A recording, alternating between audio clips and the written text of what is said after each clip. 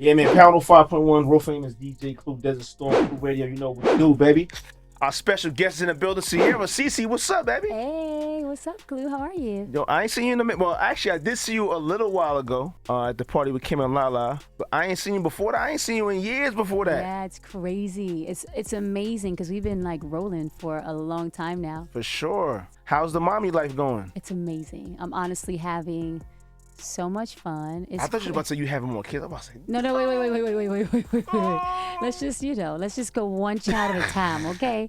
I'm honestly having so much fun with my babies. It's a lot of work. No, it's not easy. Oh my God. But yeah, I'm having a good time. It's really fun. The baby's just this nonstop, but it's been great. And now our youngest, Amora, is almost 2. So she got a couple more months, but she act like she about 21, this little girl. But it's good. We're having fun. So how do you make time for music, man, at this point? Oh my gosh. It's literally, like I said, I'm on the go constantly. You know, music is such an important thing for me. It's such an important force in my life. And, you know, I love doing what I get to do. Like, it feeds me. You know, I think that while being a mom, you got a mom, of course, like my favorite job on earth, but you also got to feed your soul. You got to feed yourself with the things that you love. Nah, for sure. And the things that bring you joy, and music brings me joy, you know, so I find time for it, and I love performing. So, you know, I'm always trying to, I've always been a busybody. I swear I'm an only child. So all I had was time to just like figure stuff out and try stuff. So I've always been that girl. So it's kind of like, you know, the more I have going on, the better. So yeah, I'm really excited about this new album. You're trying to memorize a song, your kids jumping on your back. Like, do you have a studio at the crib or you record outside of the crib? I have a studio at the house because for me, it's more convenient, you know, to be able to, you know, go in the studio and then pop up at the house if I want to, where the kids can come see me. But also, too, I shifted my hours. So back in the days, I would record at night. Right. And now I record in the mornings. Oh my God. Like I drop my kids off to school and then I start my studio sessions after. Right. So I can also see them after. If I'm working on beats, man, I gotta do it at like, for some reason, at 2 a.m. That's when I can lock in. No. Ain't nobody doing that with no children. Right. Do you have kids? Yeah, I have it. My daughter's grown though. Well, I was gonna say, and you're so guy, so you know, y'all be on some other type of flow stuff. But yeah, nah. At 2 a.m. gonna have a mama toe up. So now the features you got Busta Rhymes, and then you got like a Lil Baby, Boss Man, D-Lo's. Like, how'd you figure out what you wanted to do with the album? Oh man, you know, there's a little bit of, you know, everything on this album, and sonically, melodically, you know, I always go where the music takes me. Right. You know, and ultimately I wanted warmth, I wanted energy, and I wanted for it to be fun. And so I gotta shout out all the artists that joined me, because, you know, oftentimes when I'm making the records, I don't know exactly where I'm gonna end up creatively in full, like meaning if I'm gonna have a feature or not. And then I'll be like really sitting with the records. I'm like, man, it'd be crazy if Busta like laced this song with the verse. Like it'd be nuts. And I always wanted to work with Busta. And we were on tour at the time too. Right. So I talked to him, like, it was our last day of tour, and I talked about the record. Actually, sorry, that's wrong. It was the beginning of tour, I talked about the song. He made the song happen while we were on the road, which was kind of crazy. And so sometimes those organic moments happen like that, but it's really more so like, what do I feel is the best fit for this song? Like, what's the best sound? Like, what's the best approach to this record to complete it? Like, Lil Baby on Forever was amazing because it really was like an ATL R&B kind of classic record. Right. And I thought it'd be cool to put Lil Baby, you know, to have him join me on the record, but to also bring like that bottom to the record. For sure, yeah. So it just felt right. You know what I'm saying? And then, I gotta shout out my girls Tiana and Normani. I just realized on the G mix, baby. Oh my gosh, yeah, exactly. The G mix, the ecstasy. I gotta shout my girls out too. It was just the perfect combination, and both girls jumped in with me right away. So it's just a lot of love on this project, and honestly, every feature I had was organic to the song that they joined me on. Like, it just felt like the best fit for them. Now, did it take 6 years to come up with this album because of the whole mommy thing and everything going on? So, okay, I didn't know where I would end up fully with this project, but I knew I was working towards an overall energy and feeling. And, you know, it's funny because I actually had 2 babies while I was making this album. I just realized that. So we getting some love songs for sure. So for sure. You got a lot of love on the album for sure. But yeah, no, it's crazy. A lot has happened. And when I started out with the CC project, it was originally in an EP form. And then it kind of evolved over time. And I was like making songs as I was going, but I was like, man, let me just stop piecemealing this record. Let me just put it all together. Right. And put a bow on it and just give it to my fans, because like, why sit on the songs and keep on guessing about what I'm going to do with them? It's like, no, these songs feel good. They need to be out. And I also want to tell my fans, thank you. Like the CC album is really like a letter. It's like it's a token of gratitude to my fans for their support, because I really would not be here if it wasn't for them. And so I'm like, let me finish this album. Let me give my fans a full project and experience. And so that's how it all kind of came together. But it took time. I literally went on tour. I mean, like I said, I started an EP and then I just kept rolling. And it's like, all right, let's put it all together. And so now, almost 6 years later, we're here. Yeah, because you teased us with How We Roll. That came out, and we thought we was getting the project right away. And then it was like, here's the EP. Yeah. So shout out to Chris Brown as well. You know, that song's almost platinum. Dope. You know, so it's amazing, man. I feel so grateful for all my friends that joined me, you know, and supported me on this project. It's pretty cool. Now it's going to be different. You in New York now. It's going to be different. You know what I mean? I'm going to keep it 100. When the Giants lose, you're going to get blamed. You're going to get blamed. You guys know this is not a new rodeo for you, girl, okay? For sure. Listen, I thank God for the years that Russ and I have been together, and he's entering his 14th season, and crazy. You know, I think that, you know, all that I've been able to see to this point, you know, is we're not worried about. I'm not worried about that kind of stuff, because that's, you know, football is football, right?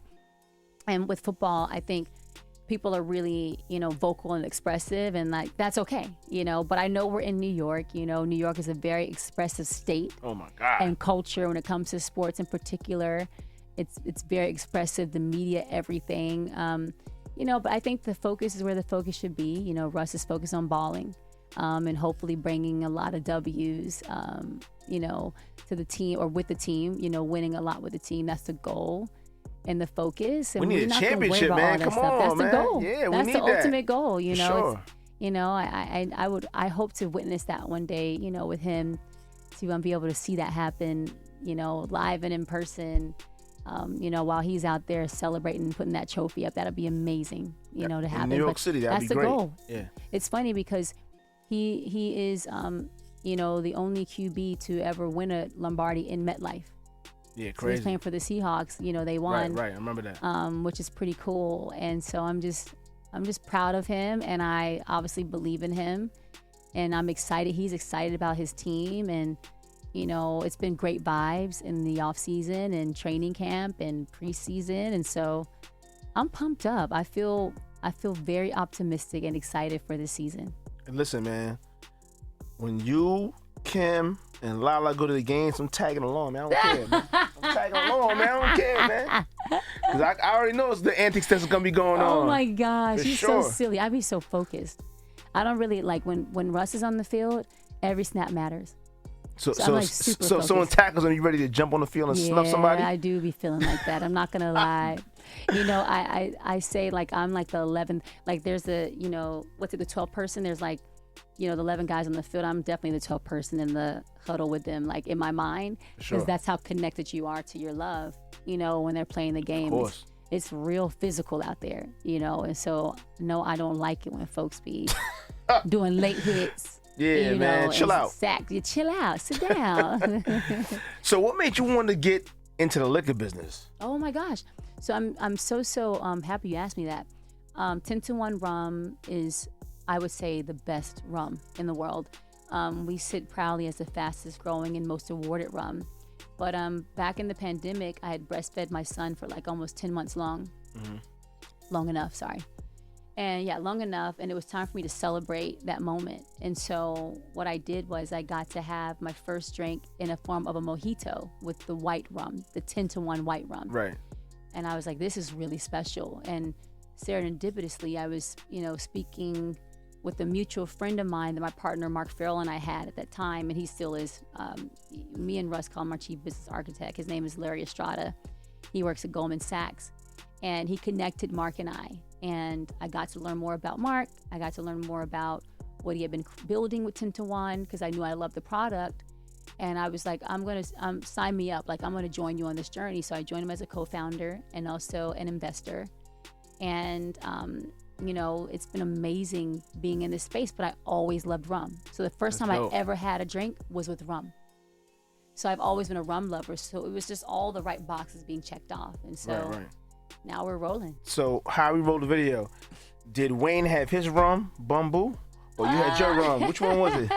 You know what? I was pregnant as all get out when Wayne and I shot the visualizer for his remix of my song, How We Roll. And so I did not have any drink. Y'all should have did a battle. No, I mean, at that point with my big old belly, I couldn't do nothing with liquor. But shout out to Wayne, though. He is definitely one of the greatest of all time. He killed that. Oh my gosh, he's special. So that was fun working with him. Now, also, you have a movie coming out. Yes, right? Sarah's Oil. Yeah, I'm excited about this film. Both Russell and I have. That story is crazy. Yeah, it's incredible. We have our Why Not You Productions company, and we're doing this film in partnership with Amazon Studios. And Sarah Rector was a self-made multimillionaire, Black young girl, one of the first millionaires. And she was really smart, really fearless. She knew her value and happened to learn about what she was owed, or her family was owed and inherited, which was oil. And she fought, you know, for her family to have what they deserved. And so just a really amazing story and inspiring story. November 7th, it'll be in theaters. Oh, that's dope. Yeah. So you got a lot going on, man. A lot of business. A lot happening. I think Kim rubbed off on you. Like, she's a hustler too. Listen, we've all been hustlers. You know, I've been hustling since I was a baby in this thing. You know, I think more than anything, you know, I feel fortunate to be around, you know, no nonsense, you know, boss girls. I think we all feed each other. Now, how is it having your foundation in Atlanta now? Oh, so good. So Russ and I have our Why Not You Foundation, and I joined him on the journey for the Why Not You Foundation from the first day we met, basically. And we've been so fortunate that, you know, we're getting to keep growing and to keep, you know, raising money to help others and impact others. And we had a big dream to do these Why Not You centers, and we kicked off our first one in Pittsburgh in partnership with the Boys and Girls Club.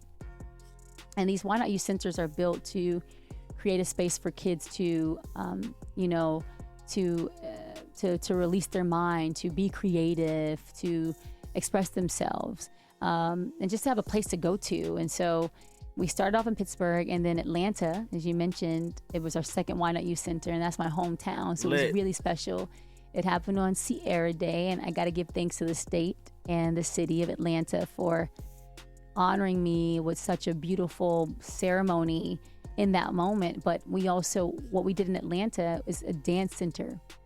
So I just know the importance of like what it meant for me to have a place to go to and express myself. For sure. And to, you know, have an outlet. I think every child deserves to have that opportunity. So, you know, we're just getting started. We actually have 3 locations we're working on in the tri-state area. So there's going to be more Why Not You centers happening. And thanks to the people that have supported us and the people that have donated, because we're all in this thing together.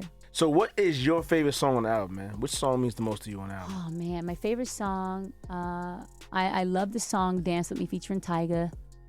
That's really special. My song Made It is also really significant. And then I also have my song Low featuring Diamond Platinums, which is on the deluxe version of the album. And also my song Nice and Sweet featuring Molly and Oxlade is really crazy too. That's gonna be crazy. It's crazy. It's a vibe. Yeah, I gotta do a video. video. You definitely gonna put that thing. You gotta put it in. You gotta do a video for that for sure. No, the energy is insane. I can imagine. So I got that going, and those are a few of my favorites on the project. So I'm super excited though, because I just feel like the same feeling I had as a little girl, I have the same feeling now. That's dope. You know, like I have that same excitement. I feel like I'm having a lot of fun, and it feels good. So outside of Ciara's music, Ciara's in the car, who you bumping to, man, when you riding around? I like a lot of old school music. I like stuff though, like it's funny hearing you say old school because it sounds funny, right? Yeah. But I mean, like I like classics. Okay. But I also like stuff like Cesar, it's a song I'm obsessed with. It's called Yamore. And it's I just love asking people like what kind of music they listen to, because it's like you kind of could like tap into a person's, you know what I'm saying? Yeah, their mind. So okay, if I pull up my list of like the music that I like, I have stuff like, you know, Friday. I have Omale. I love. Omale dope. I have stuff like Move by Adam Port and Striv and Malachi. That record is so amazing. Move is that's about to be a classic. Like everyone vibe, love that ain't it? song. Vibe. It's so good. I also like Bad Bunny. I like Snow Allegra. I just like good, feel good music. Right. Yeah, that's my jam. Coming from Atlanta, no trap music.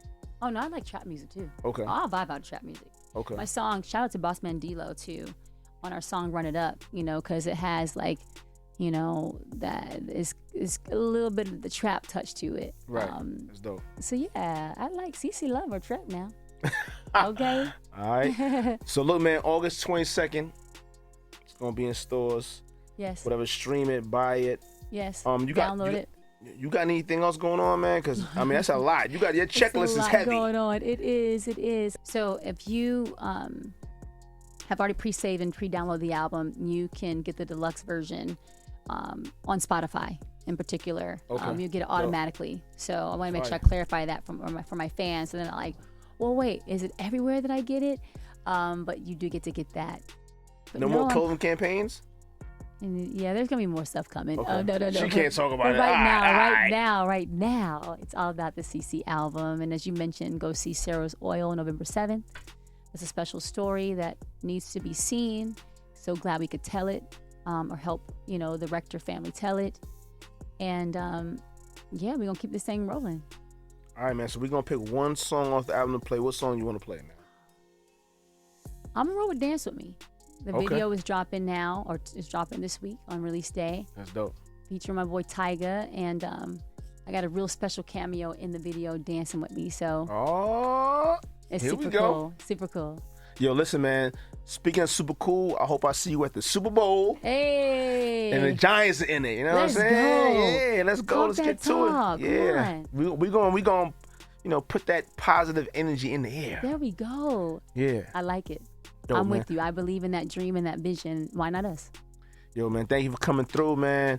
Good luck and everything, man. And definitely, I hope to see you at MetLife, man, for sure. Yeah. Get that album, CC, man. August 22nd. It's vibe. Let's go. Let's get it.